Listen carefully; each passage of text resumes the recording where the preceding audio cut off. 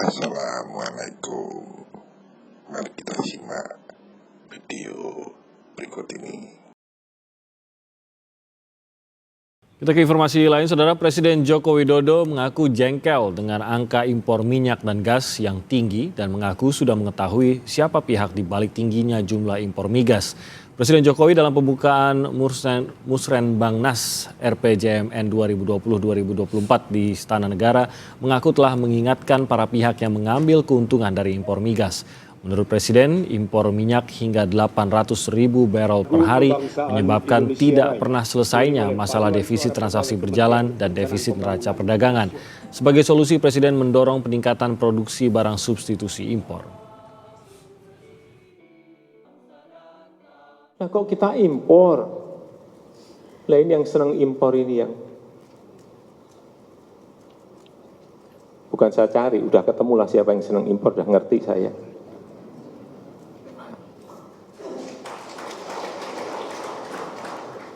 Hanya perlu saya ingatkan bolak-balik, hati-hati.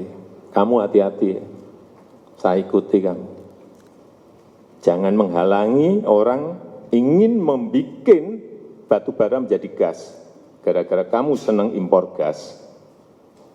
Kalau ini bisa dibikin, ya udah, nggak ada impor gas lagi. Lah saya kerja apa Pak? Ya urusanmu, kamu udah lama menikmati ini.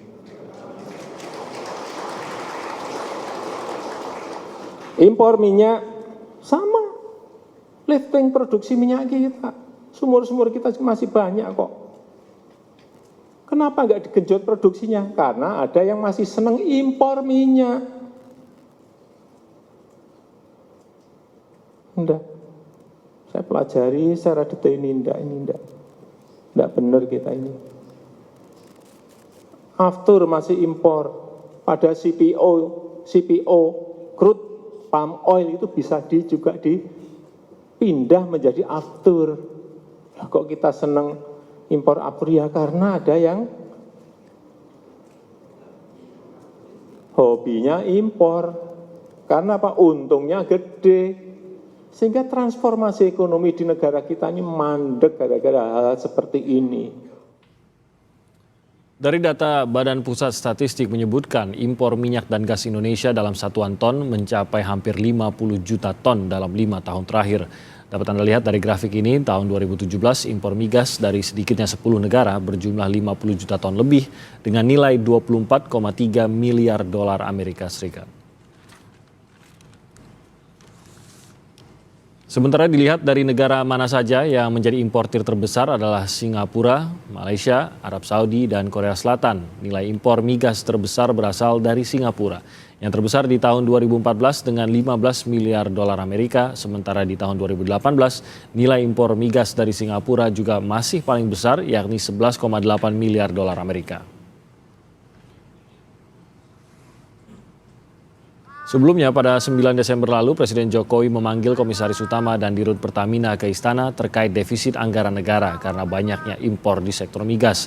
Menurut Komisaris Utama Pertamina Basuki Cahayapurnama, impor di sektor migas dan petrokimia menjadi beban dalam neraca anggaran berjalan. Ini kan tadi udah jelasin sama Ibu, Presiden ingin memperbaiki defisit neraca perdagangan kita. Nah, kunci paling besar itu ya di sektor petrokimia dan migas ini. Nah, saya kira tadi Ibu sudah sampaikan cukup baik. Beliau akan memonitor siapa sebetulnya yang mendapatkan subsidi. Karena selamanya selalu bilang habis. Nah, Pertamina udah bikin semua. Ya, tugas saya kan bukan mencampurin bisnis Pertamina. Tugas saya itu mengurusi manajemennya. Beliau yang mengurusi bisnis, karena saya komut, bukan dirutnya beliau, jadi beliau.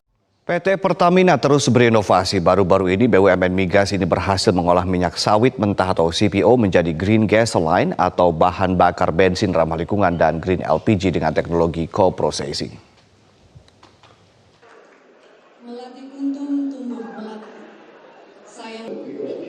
Untuk Untuk mendorong pemanfaatan bahan bakar ramah lingkungan dan mengurangi impor minyak mentah, Kementerian ISDM dan PT Pertamina melakukan co-processing CPO menjadi Green Gasoline dan Green LPG di kilang refinery unit 3 Pelaju sejak awal Desember lalu.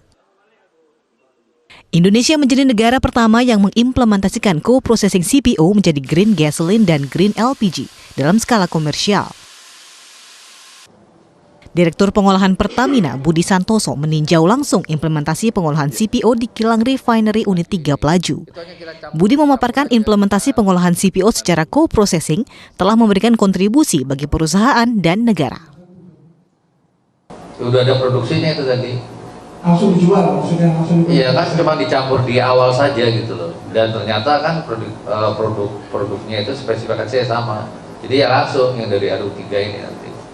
Yang diharapkan nanti semua yang kita uji coba di unit yang cracking tadi ya langsung dipasarkan. Karena kan tidak ada perubahan dengan base-nya gitu, dengan aslinya. Seperti itu Pak. Jadi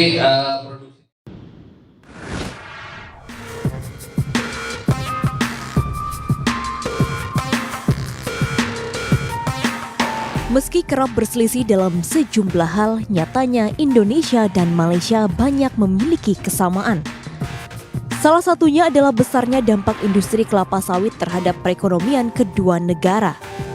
Dan ketika Uni Eropa membuat kontroversi pelarangan kelapa sawit sebagai bahan biodiesel, Indonesia dan Malaysia akhirnya bersatu dan bersiap melawan diskriminasi sawit oleh Uni Eropa. Sebelumnya Uni Eropa tengah mengupayakan menghilangkan penggunaan kelapa sawit secara bertahap dan dimulai pada 2023. Uni Eropa memang salah satu tujuan ekspor CPO bagi Indonesia dan Malaysia. Untuk Indonesia sendiri, ekspor CPO dan turunannya ke Uni Eropa mencapai 2,4 juta ton per semester 1 2019. Angka itu setara 14,2% dari total ekspor CPO sebesar 16,8 juta ton. Jadi larangan impor CPO ke Uni Eropa akan cukup mempengaruhi perekonomian dalam negeri. Oleh sebab itu, Presiden Joko Widodo dan Perdana Menteri Malaysia Tun Mahathir Mohamad sepakat dan siap melawan diskriminasi Uni Eropa terhadap sawit. Meskipun Indonesia dan Malaysia juga tetap siaga mencari pasar CPO baru di dunia. Mari kita bekerja sama. Tetapi ya sekali lagi, kalau ajakan kerjasama itu tidak dan terus-menerus kita terdiskriminasi, ya pastinya Indonesia dan Malaysia tidak akan diam. Posisi kita dari awal sudah jelas bahwa di dalam negosiasi CEPA, isu kelapa sawit harus ada di sana. Jadi posisi kita very clear, very firm. Indonesia adalah produsen minyak sawit mentah atau CPO terbesar di dunia dengan produksi mencapai 41,5 juta ton pada tahun 2018. Dan posisi kedua, negara produsen CPO terbesar dunia adalah Malaysia. Jadi tidak heran kedua negara langsung bereaksi keras saat Uni Eropa melarang impor CPO. Eropa sudah aging, Eropa ekonominya sudah menurun.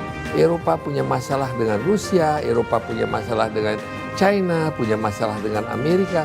Sekarang cari masalah dengan kita. Kontribusi sektor perkebunan terhadap produk domestik bruto Indonesia memang relatif besar.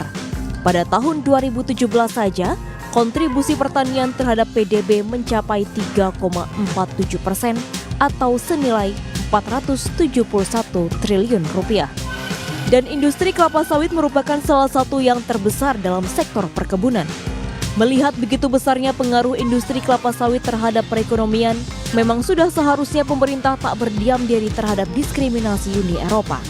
Tapi tentu semua tak berharap perselisihan ini berujung pada perang dagang. Karena jalan itu justru akan berujung pada lebih banyak kerusakan sendi perekonomian.